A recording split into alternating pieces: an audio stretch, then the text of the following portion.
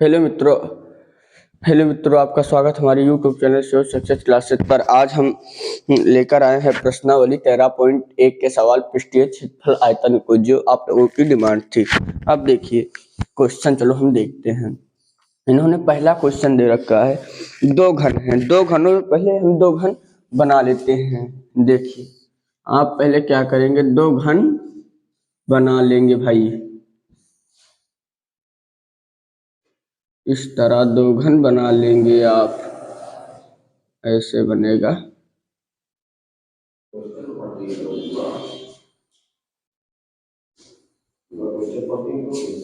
पहले आइए क्वेश्चन पढ़ते हैं। दो घनों जिनमें प्रत्येक का आयतन 64 सेमी क्यूब है के संलग्न फलों को मिलाकर एक ठोस बनाया जाता है। इससे प्राप्त घनाभ का पृष्ठीय क्षेत्रफल आयतन हमें ज्ञात करना है। पहली बात, दो घन है तो दो घन शुरू में ही दे रखा है, बना लीजिए।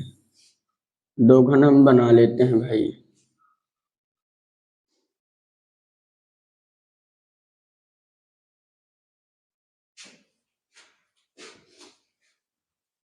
ये देखिए हमने दो घन बना लिया जिनमें प्रत्येक का आयतन, दो घनों यहाँ पर डालेंगे हल। दो घनों का आयतन, दो घनों में प्रत्येक का आयतन लिख लेंगे भाई। प्रत्येक का आयतन, आयतन हमेशा आप v से भी लिख सकते हो। आयतन कितना है, 64 सेमी क्यूब, 64 सेमी क्यूब है। देखिए इन्होंने कहा ये दो घन है जिनमें प्रत्येक का आयतन बोले तो इसका आयतन कितना है, 64 सेमी क्यूब है। तो ठीक है, घन का आयतन क्या होता है, घन का आयतन दिया रखा ना, घन का आयतन होता है, घन का आयतन दे रखा भैया। घन का आयतन प्रत्येक घन, इसका मतलब इसका आयतन भी यही है, इसका आयतन भी यही है, तो घन का आयतन होता है 64 सेमी क्यूब।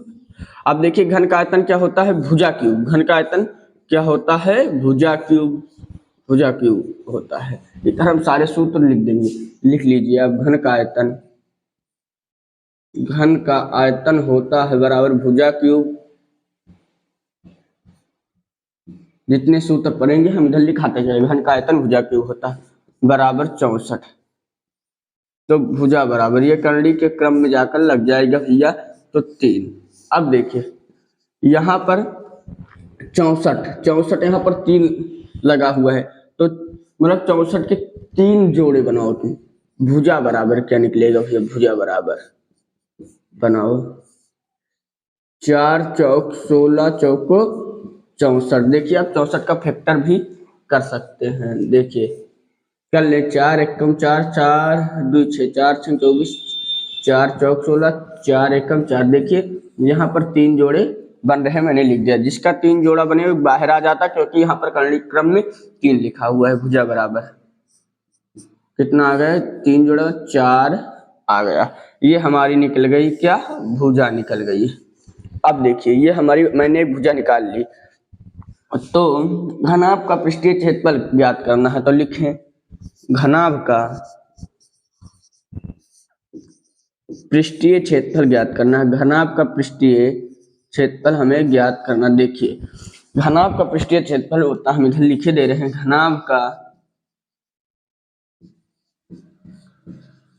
पृष्ठीय क्षेत्रफल होता है 2LB plus BH plus BH plus HL।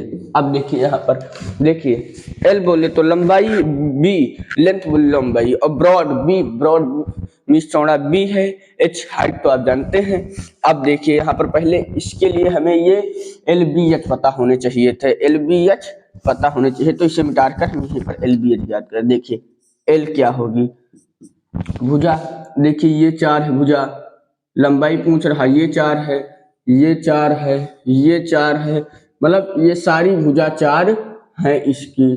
तो इसका मतलब लंबाई क्या हो जाएगी, ये 4 और ये 4 ऐड हो जाएगी, 4 प्लस 4 मिलकर क्या हो जाएगी, 8 सेमी हो जाएगी। अब देखिए L और B हमें भी पता करना है, B कितना हो जाएगी। देखिए B, ये देखिए चौड़ाई कितनी है, 4 ही तो है, तो 4 सेमी हो जाएगी। अब देखिए लंबाई, देखिए लंबाई नहीं, ऊंचाई कितनी हो जाएगी, ऊंचाई भी 4 हो जाएगी, देखिए 4, ऊंचाई भी 4 सेमी हो जाएगी। अब घनाभ का क्षेत्रफल पूछा है, घनाभ का पृष्ठीय क्षेत्रफल, तो लिखेंगे घनाभ का पृष्ठीय क्षेत्रफल होता है, घनाभ का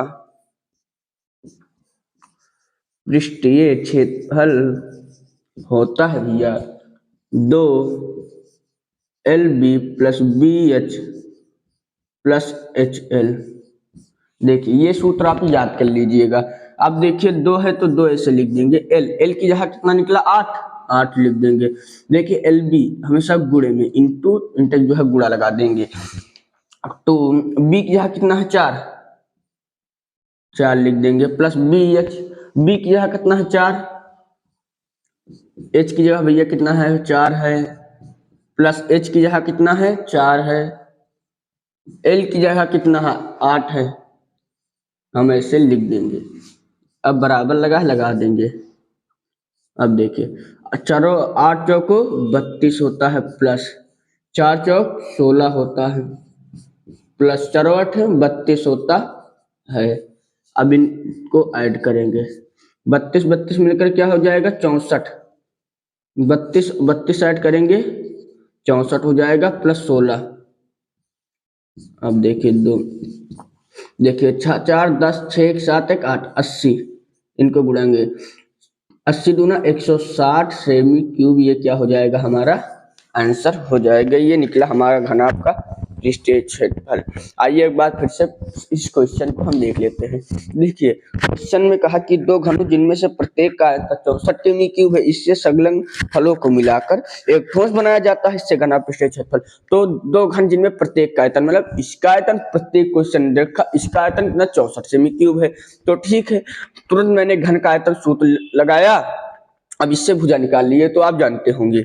अब जब घनाभ का पृष्ठीय क्षेत्रफल होता तो LBH, उसमें हमें LBH तीनों पता होने चाहिए थे। तो L कितना भाई, देखिए 4 ये भुजा थी इस घन की, मतलब 4 इसकी लंबाई थी, 4 इसकी तो लंबाई भी थी, तो ये 4 ऐड हो गई, ये 8 हो गई लंबी। और B वही चौड़ाई इसकी, तो ये 4 ही रह गई। H भी ऊंचाई इसकी, ये भी 4 हो गई। तो हम तुरंत लगाए घनाभ का पृष्ठीय क्षेत्रफल होता है 2LB plus BH plus HL। तो इसमें देखिए मान को धरा, फिल किया, अब आंसर निकल आया।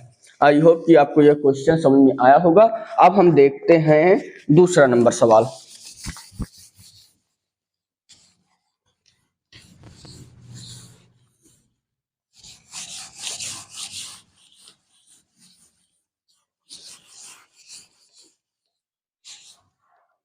देखिए ये घन का आयतन है, घन का आयतन, ये भुजा क्यूब है, घन का आयतन भुजा क्यूब है, ये मिटा देते हैं। अब देखिए क्वेश्चन नंबर दूसरा क्या कहा कोई बर्तन एक खोखले अर्धगोले का आकार का है, कोई बर्तन है जो एक खोखले अर्धगोले का आकार का है, जिस पर एक खोखला बेलन अध्यारोपित है। देखिए पहली बात, एक बेलन है, खोखला बेलन ये है, मान लीजिए खोखला बेलन है, ठीक। कोई बर्तन एक खोखले अर्धगोले का आकार का है, जिसके ऊपर एक अर्धगोला, ये देखिए खोखले अर्धगोले का आकार का है, जिसके ऊपर एक बेलन, ये अर्धगोले के ऊपर एक बेलन अध्यारोपित है। बहुत सही, बेलन अध्यारोपित है। अर्धगोले का व्यास 14 सेमी है। पहली बात, व्यास कितना दे रखा है 14 सेमी, व्यास 14 सेमी। इसका मतलब है ये कितना पूरा है, ये पूरा है 14 सेमी, तो इसके मतलब यहाँ से त्रिज्या कितनी हो जाएगी 7 सेमी, ये भी त्रिज्या कितनी हो जाएगी 7 सेमी, क्योंकि सारी वृत्त की त्रिज्या समान होती है, जितना इधर होगा उतना ही इधर होगा, ठीक है। अब देखिए व्यास है, इस पात्र की कुल ऊंचाई 13 सेमी, इसकी कुल ऊंचाई दे रखा है, मतलब यहाँ 13 सेमी, इस पात्र, इसकी यहाँ से लेकर ये पूरी कुल ऊंचाई कितना दे रखा है लिख देंगे इधर। पहले त्रिज्या निकाल देते हैं, व्यास का आधी त्रिज्या होती तो बटे 2 कर देंगे, 2 1 कम 2 2 14 बराबर त्रिज्या कितनी निकलेगी भाई 7 सेमी निकलेगी। यहाँ पर डाल देते हैं हल। अब देखिए ऊंचाई, कुल ऊंचाई कितना दे रखा है, कुल ऊंचाई दे रखा है 13 सेंटीमीटर, 13 सेंटीमीटर। तो अब लिखेंगे प्रश्न के अनुसार,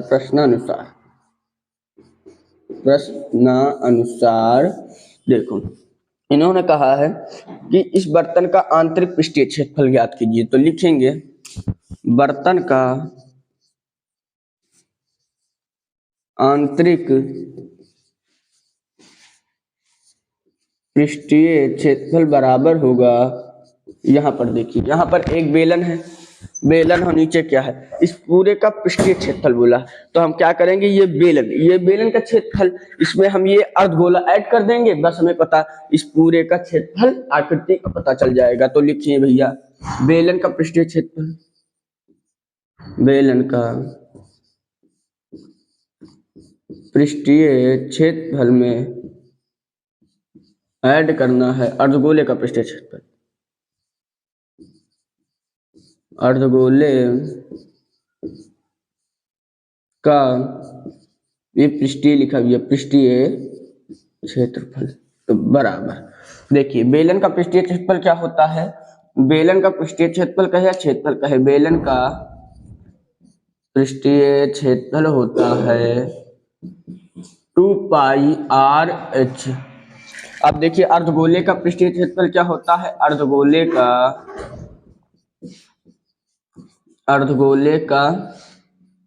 पृष्ठीय क्षेत्रफल होता है, अर्धगोले का पृष्ठीय क्षेत्रफल होता है 2πr²। ये सूत्र हम जितने सवाल लगाएंगे इधर सूत्र लिखते चलेंगे। अब देखिए बेलन का पृष्ठीय क्षेत्रफल मैंने लिखा दिया, क्या होता है 2πr(h) होता है, प्लस अर्धगोले का पृष्ठीय क्षेत्रफल क्या होता है 2πr², इतना ही तो होता है। अब देखिए यहाँ पर, देखिए यहाँ पर मान ही नहीं रखना, यहाँ पर देखिए जो कॉमन हो रहा है उसे हम कॉमन ले लेते हैं तुरंत। देखिए 2 है, दोनों में है तो हम कॉमन ले लेंगे। अब देखिए पाई भी दोनों में है, ये भी कॉमन ले लेंगे। देखिए आर भी दोनों में, क्योंकि आर भी कॉमन ले लिए, तो यहाँ पर क्या बचेगा, ये बचेगा, प्लस देखिए 2πr कॉमन चला गया, स्क्वायर था, इसका मतलब 1r बचा, तो ठीक है 2 पाई जगह 22/5 7, त्रिज्या कितनी है 7, जो कि मैंने अभी निकाला है। अब देखिए ऊंचाई पूछ रहा है, ऊंचाई कितनी है, बेलन की ऊंचाई। देखिए बेलन की ऊंचाई हमें पता करनी है, तो क्या करेंगे, ये पूरी ऊंचाई दे रखा है, इसका मतलब इसमें अर्धगोले के भी यार है, लेकिन अर्धगोले की ऊंचाई है नहीं, तो क्या करेंगे, ये इतना मतलब ये अर्धगोले की ऊंचाई हम यहाँ से माइनस कर देंगे, हटा देंगे, तो हमें बेलन की ही ऊंचाई पता चल जाएगी। क्योंकि देखिए ये यहाँ से यहाँ तक 7 सेमी है, तो यहाँ से यहाँ तक भी ये कितना है 7 सेमी है। तो लिखेंगे बेलन की ऊंचाई क्या होती है, बेलन की ऊंचाई इधर लिखे दे रहे हैं, बेलन की ऊंचाई होगी, बेलन की ऊंचाई होगी, देखिए 13 से ये कुल ऊंचाई से माइनस की इतने घटाए हैं, 13 से 7 जाएगा तो 6 सेमी, क्या निकलेगी बेलन की ऊंचाई 6 सेमी। तो हम h की जगह क्या रखेंगे 6 रखेंगे, प्लस अब देखिए त्रिज्या कितनी मैंने निकाली है 7 निकाली है, बराबर 7 एकम 7 7 एकम 7, 22 दूनी 44 निकलेगा। अब यहाँ पर देखिए गुड़े 7 6 13 निकलेगा, 13 चौको 52 के 2 हासिल आएगा 5, 13 चौको 52, 52 5 होगा 57, 57 इतना सेंटीमीटर स्क्वायर क्या हो जाएगा आपका आंसर हो जाएगा। तो एक बार फिर से इस सवाल को हम रिपीट मारते हैं। देखिए इन्होंने कहा था कि कोई बर्तन एक खोखले अर्धगोले के आकार का है, ये बर्तन था, ये अर्धगोला था, जिसके ऊपर कहा था कि एक बेलन अध्यारोपित है, जो कि मैंने कर दिया, अर्धगोले अध्यारोपित है, इसका व्यास दे दिया था 14 सेंटीमीटर है। तो हमें पूरे चैप्टर व्यास से ही मतलब ही नहीं है, तो हम तुरंत त्रिज्या निकाल लेंगे। तो r बराबर मैंने किया 14 और व्यास की आधी त्रिज्या होती है बटे 2 कर दिया है, तो बराबर 7 निकल आया है। अब ये बेलन की ये जो कुल ऊंचाई थी, इन्होंने कुल ऊंचाई 13 सेंटीमीटर यहाँ से यहाँ तक लेकर 13 सेंटीमीटर दे दिया, तो मैंने लिख दिया प्रश्नानुसार। इन्होंने बोला बर्तन का पृष्ठीय क्षेत्रफल आयतन ज्ञात करो, तो मैंने लिखा बर्तन का पृष्ठीय क्षेत्रफल बराबर होगा भैया ये बेलन, इसका क्षेत्रफल हम अर्धगोले का निकालेंगे तो इस पूरे का पृष्ठीय क्षेत्रफल ज्ञात हो जाएगा। तो बेलन का पृष्ठीय क्षेत्रफल इसे प्लस अर्धगोले का पृष्ठीय क्षेत्रफल ज्ञात करेंगे। अब यहाँ पर मान रखा, देखिए दोनों चीज 2 था, इसमें 2 कॉमन लिया, पाई था पाई, आर था आर लिया, तो इधर एच बचा प्लस एक आर तो कॉमन चला गया भाई, तो एक आर बचा, 2 गुणे पाई जहाँ 22/7 रखा। अब देखिए आर की जगह 7 रखा। एच हमें ऊंचाई क्या थी, ऊंचाई तो ये पूरी 13 थी, तो इसमें से हमें बेलन की ऊंचाई ही चाहिए थी, तो मैंने अर्धगोले की ये जो अर्धगोलिक ऊंचाई त्रिज्या थी इसे मैंने माइनस कर दिया, तो ये कितना बचा, 6 बची। देखिए 13 7 जाएगा, 6 बचेगा, एच किया 6 प्लस आर तो हमारा 7 दे ही रखा है, तो 22 7 से 7 कट जाएगा, 22 2 44 होगा, गुणे 7 6 13 होगा, 13 चौको 52 हो जाएगा, तो 52 5 52 हो जाएगा, ना सेमी स्क्वायर हमारा क्या हो जाएगा, आंसर हो जाएगा। चलिए अब देख, आई होप कि आपको क्वेश्चन समझ में आया होगा। अब हम देखते हैं नेक्स्ट क्वेश्चन, आखिरी वाला क्वेश्चन।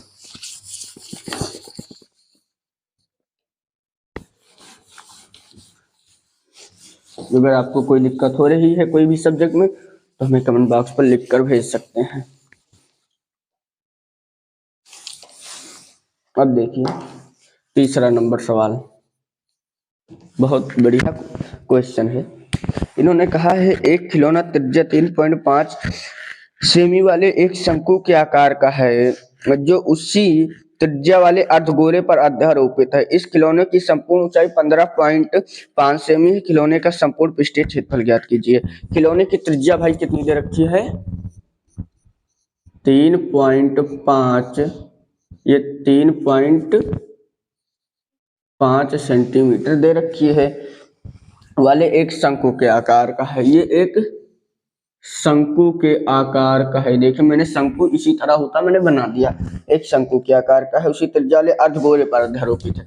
अर्धगोले पर अध्यारोपित गोले रखा हुआ, देखिए ये है हमारा अर्धगोला, इसी पर क्या है ये रखा हुआ, अर्धगोले पर अध्यारोपित है, अर्धगोले पर अध्यारोपित है भाई, ठीक, अर्धगोले पर अध्यारोपित है उसी अर्धगोले पर। इस खिलौने की संपूर्ण ऊंचाई, इसकी संपूर्ण ऊंचाई 15.5 सेमी है, 15.5 सेमी। देखिए यहाँ से लेकर ऊंचाई, फिर संपूर्ण ऊंचाई कर कह दिया इन्होंने, मतलब यहाँ से लेकर यहाँ तक ये पूरी ऊंचाई कितनी है, 15.5। इसको ऐसे लिख सकते हैं, ऐसे भी लिख दो, 15.5 सेमी ये पूरी ऊंचाई है इसकी। फिर कहा है खिलौने का संपूर्ण पृष्ठीय क्षेत्रफल ज्ञात कीजिए। लिखेंगे संपूर्ण ऊंचाई, खिलौने की संपूर्ण ऊंचाई कितना दे रखा हो हम नोट कर लेंगे। खिलौने की संपूर्ण ऊंचाई, संपूर्ण ऊंचाई कितना दे रखा है, 15.5 सेमी दे रखा है। अब हम लिखते हैं प्रश्नानुसार, प्रश्न के अनुसार अब हम इसे लगाना शुरू करते हैं। जो दिया था मैंने नोट कर लिया। इन्होंने कहा है कि खिलौने का संपूर्ण पृष्ठीय क्षेत्रफल ज्ञात कीजिए, तो लिखेंगे खिलौने का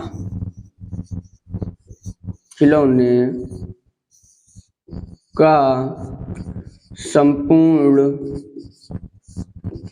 पृष्ठीय क्षेत्रफल बराबर होगा।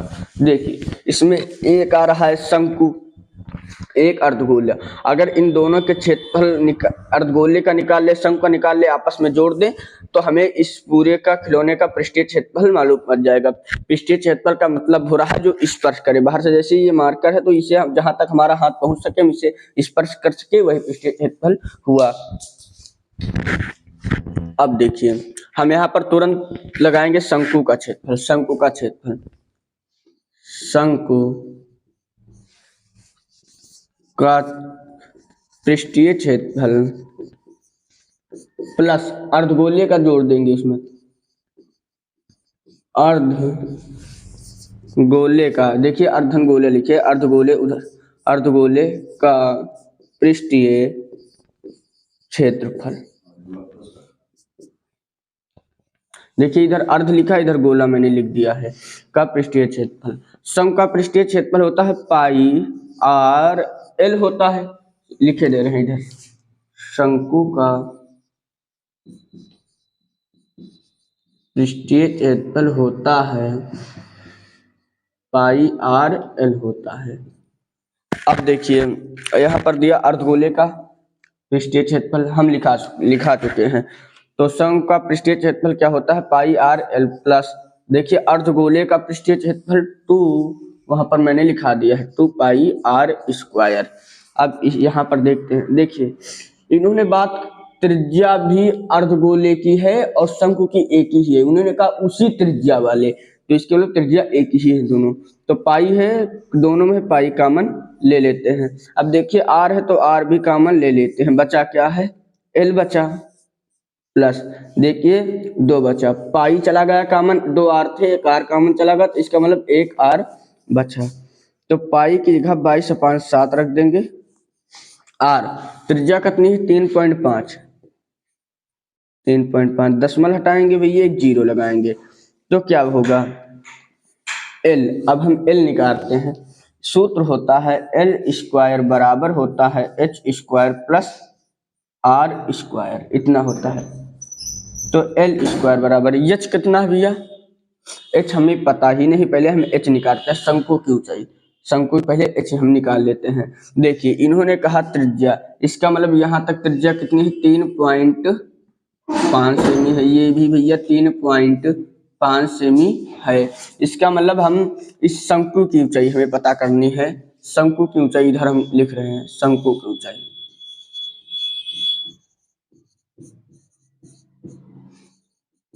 शंकु की ऊंचाई, तो इससे हम पूरे से माइनस कर देंगे 3.5, इतना हम माइनस कर देंगे, तो क्या बचेगा भाई 15 से 3 गया जाएगा, तो 12.0 लिखेंगे, ठीक। इसका मतलब जीरो के बाद दशमलव कोई महत्व नहीं, दशमलव के बाद जीरो का, इसलिए 12 सेमी ही ऊंचाई आएगी। एच कितना निकला हमारा 12 सेमी, प्लस आर कितना निकला 3.5 सेमी, स्क्वायर है जो हम लगा देंगे। अब देखिए 12 का स्क्वायर करेंगे तो 12 बराबर 144 आएगा। अब 3.5 का स्क्वायर करते हैं, 3.5,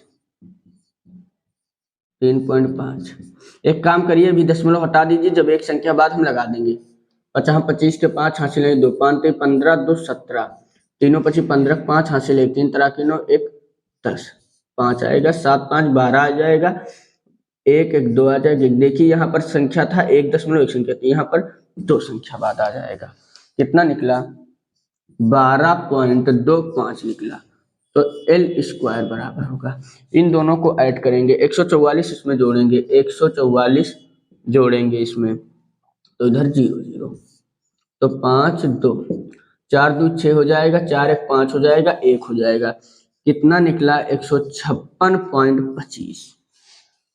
इधर से अगर हम L का स्क्वायर हटाएंगे तो उधर अंडर रूट हो जाएगा, तो L बराबर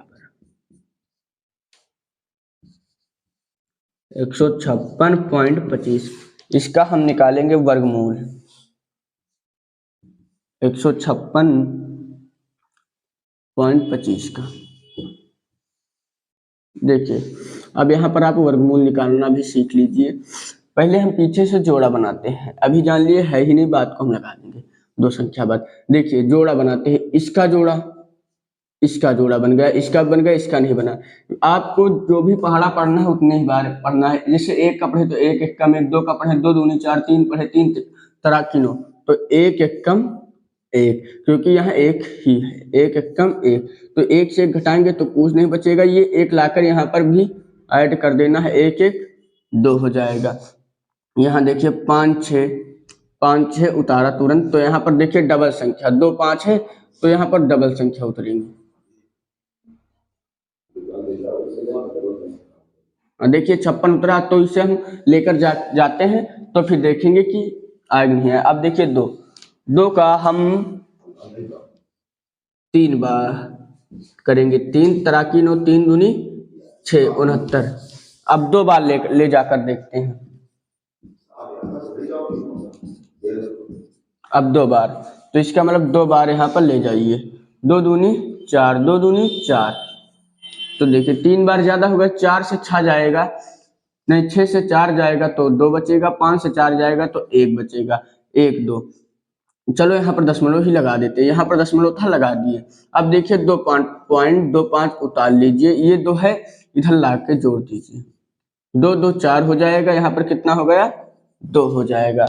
अब यहाँ पर देखिए डायरेक्ट हम 5 बार ले जाकर देखते हैं, जाएगा नहीं जाएगा। 24 को 5 बार ले जाकर देखते हैं। 25 के 5 हासिल आएगा 2, 5 चौको 20, 2 22 के 2 हासिल आएगा 2, 5 दूनी 10, 2 12। ठीक है, आ जाएगा भाई। तो 5 बार ले जाकर देखते हैं तो 12.25 ही आएगा। अब ये से ये कट जाएगा, इतने से घटाने का रहा। तो कितना आया? 12.5 आया। एल की जगह कितना आया? देखिए एल निकला, एल बराबर 12.5, एल बराबर 12.5 प्लस 2। आर की जगह कितना है? 3.5, 3.5। एक काम करें, दशमलव हटाएं एक संख्या तो एक जीरो बढ़ा दें, यहाँ पर भी एक संख्या एक जीरो बढ़ा दें। अब देखिए काटे, 7 एक कम 7, 7 बची 35, 10 लिखा रहने दिया आप इसे। 22 पंचे 110 होता है, अपान 10 नीचे है, लिख देंगे इसे। तो अब यह क्या करेंगे? 125 अपान 10 वैसे है, 35 दूना 70 होता है, अपान 10 वैसे लिखे दे। अब देखिए 110 अपान 10। देखिए यहाँ पर क्या है? हर सेम है तो हम वैसे ही लिख देंगे। अब इसमें ये जोड़ देंगे, 5 हो जाएगा भाई, 7 2 9 हो जाएगा, 1 हो जाएगा। 110 10 गुणे 195 अपान 10। अब इसका गुणा करेंगे, आइए गुणा कर लेते हैं। इधर 195 का 11 से गुणा कर देंगे, जीरो हम लगा देंगे। 11 पचे 55 के 5 हासिल आएगा 5, 11 9 99, 99 5 होता है 104। 100 चलिए शुरू से ही कर लेते हैं, 105 का 100 जीरो से कर लेते हैं।